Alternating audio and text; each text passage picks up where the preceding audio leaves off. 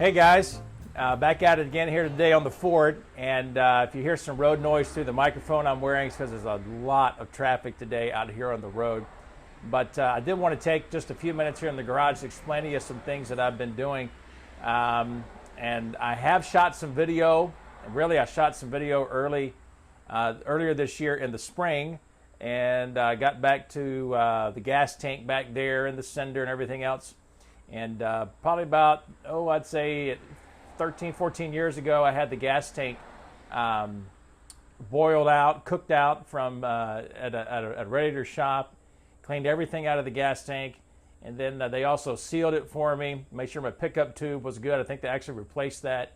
And then I also double-checked to make sure that the sender was working properly. That was a long time ago.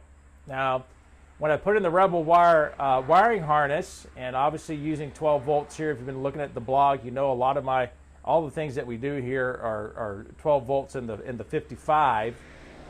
This is the last year that Ford came out with the vehicles at 6 volts with a positive ground. So 12 volt negative ground, all of that. And if you know anything about these things, you got to make sure that your radio works and your gauges and stuff. You have to get all your light bulbs to go to 12 volt and everything else. So I left the fuel gauge alone for a long time, and I've just wired it back up. And there's a lot of video footage about that. So let's take a look at some of this right now. Okay, in the shop manual on page 139 for the 55 Ford, you have a section on instruments, and obviously a section on the fuel gauge. Under that tells you kind of the idea about how it works, the original color of the wire and tracer, and of course don't forget that 6 volt, this would have been a positive ground. But then it also tells you how to test it and everything else. Now, these things are good for the contacts. I will explain the principle of operation of the gauge, which I've got a 55 gauge here. And then also I have a 56 gauge. From what I understand, this is the only year Ford made a 12 volt gauge. This is supposed to be a 6 volt gauge. Now, there's all kinds of stuff out there on the internet about whether or not you can use a 6 volt gauge with a 12 volt. The senders are obviously different between 55 and 6, so we're going to do some testing on our own here. Okay, so the idea I've got is basically just to make sure everything's grounded and working correctly. Leave the battery hooked up. I'm going to run a hot lead all the way to the back of the car here. And of course, the sender, got to take out your mat, and then it's going to be underneath this plate here, and we'll take that off right now. All right, for the life of me, I feel pretty dumb. I cannot remember if I replaced this with a 12 volt sender or a 6 volt sender that was original. I know I had a radiator shop boil out the gas tank and coat it, so I guess we would have found out what we got here pretty soon, won't we? I just explained what we've got here. I've got a lead going to the sending unit here, and then I also got my 12 volt gauge from a 56 Ford. Set that up right there,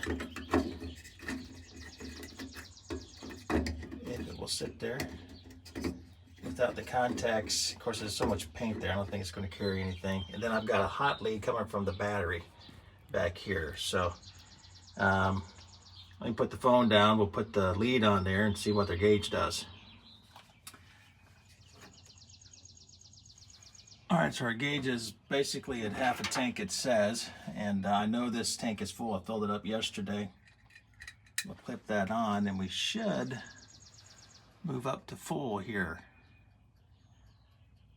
And for the most part, with an old gauge, I guess we did.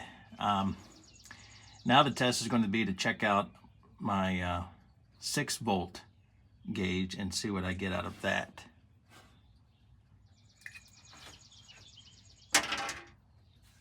All right, this is a 6 volt gauge, 55, not a 56 F100 gauge. If you know, they pretty much look the same. Let's see what happens here with this one. Get any movement or not. And I'm not getting, oh, sorry. Spoke too soon. And there we go. We're all the way over. All right, before we test our gauge, what I do want to make sure of is that this voltage reducer is working like it's supposed to. So the red wire on this voltage reducer is the in and the yellow is the out. And I've got my multimeter hooked up here. And all I need to do is just go ahead, excuse me there, and check the voltage here.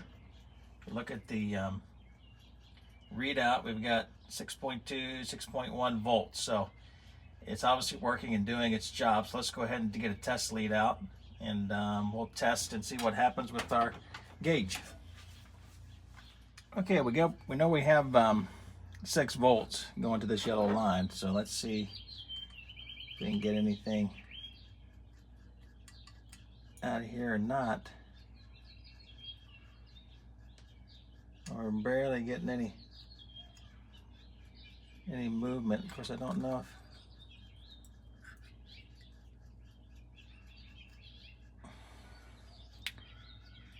if... Well, probably because the sender is supposed to be running on 12 volts. So that sender's got to be just a 12 volt sender. So now I'm back to the idea of not using a reducer, because obviously this would not work. All right, trial and error. One of the things I'm going to do is go ahead and put a lead from here at the sender. It's supposed to go up underneath of this clip and over here. Of course, I don't have original wiring. I've replaced it with a modern wiring harness, but the line for the fuel gauge, you can read it right there. Kind of ready to go there. So I'm going to make a quick lead and put that in. All right, just a simple little lead here. Look at this.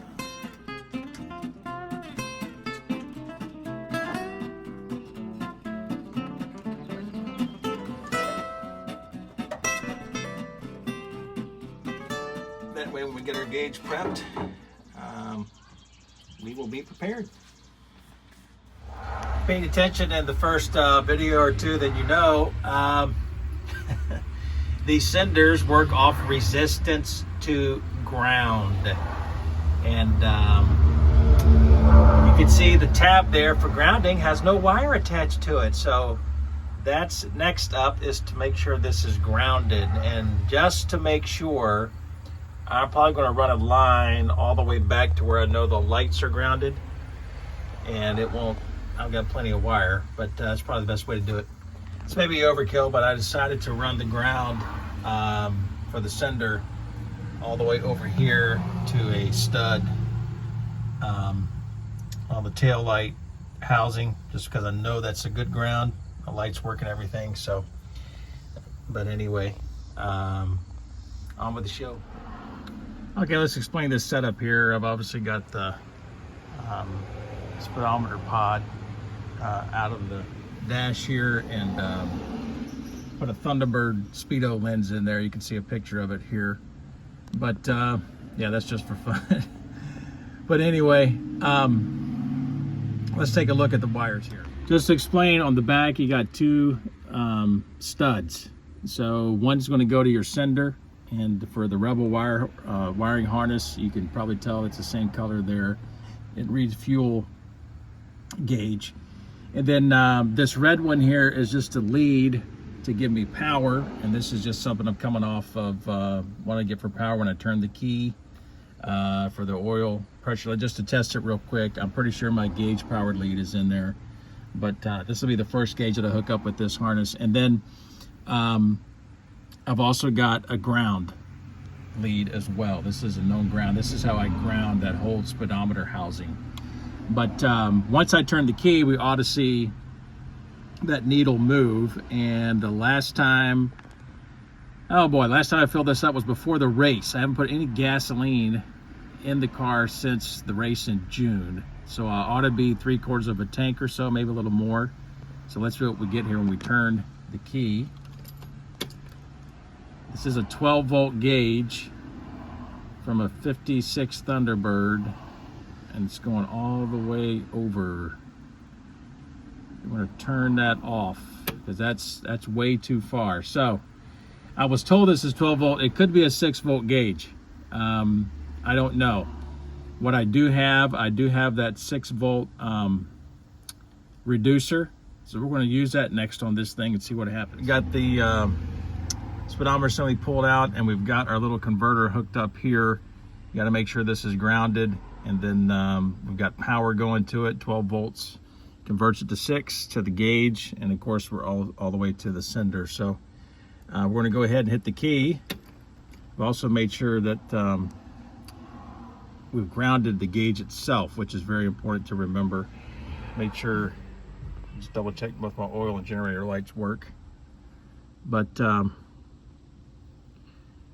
there she goes, and I should be below a full tank because I filled it up right before the race in June, and then I've run it a few times here and there, of course, and not put any more gas in it. So might be at 3/4 or so.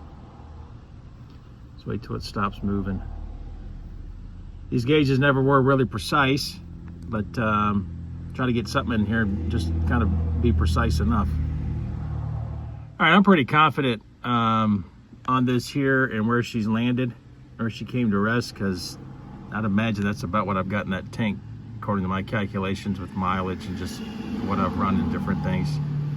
But we'll button this back up and put everything together. Okay, depending on how your wiring harness is, you going to want to go through this when you get everything back together, just to make sure everything works. Just don't haul off, especially your horn stuff like this. But obviously check your lights, make sure they're all correct, and everything's still working. You didn't disconnect anything.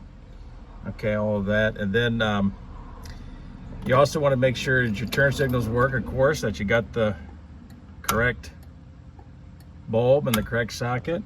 Got an oil and generator lights on there. I think I showed you the light, yeah, here. So I think we're pretty good, and we're ready for action. So anyway, and our fuel gauge is working. Nice. These days with eBay and Amazon and other places that are online, you can find a lot of stuff that's imported, and you know, some of this stuff works well. Sometimes you just get what you pay for. But this one here is a little bit larger unit than what you've seen in the video footage and what I installed here in the Ford, back behind the dash and the speedo housing.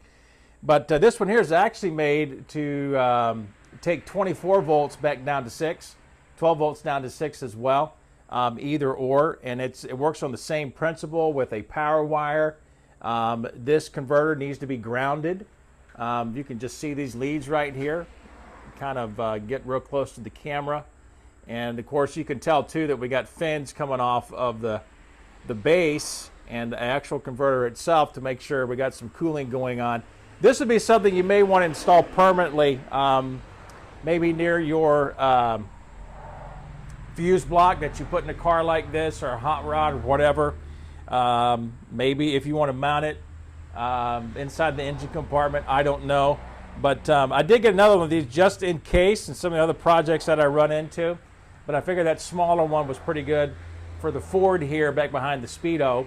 And yes, if you looked at the speedometer housing, I pretty much got it set back in there where I can pull it in and out at will. Instead of having it all secured, it makes it so much easier to work on the thing, replace bulbs. It does not rattle. There's no squeaks or anything. So I'm pretty happy with that, and it's a pretty solid unit. Don't know if I mentioned this yet, but a lot of guys have questions about the lead wire for the horn that comes out of here. And then a lot of guys like, man, they're going to take my steering wheel off. We got to take this thing out. You don't have to do that. Loosen up your nut, and don't take it all the way off, but loosen up maybe 1/4 of an inch or so off your wheel. Take a socket that fits over top of your shaft, the threaded shaft. Pop that sucker right there, hold it in position, get your steering wheel puller there. Obviously you want to use a socket you don't care about just in case it cracks or whatever, but I've never had an issue with it, especially I guess if you use something that's made for impact. But it works nice, that way you don't have to remove your horn wire.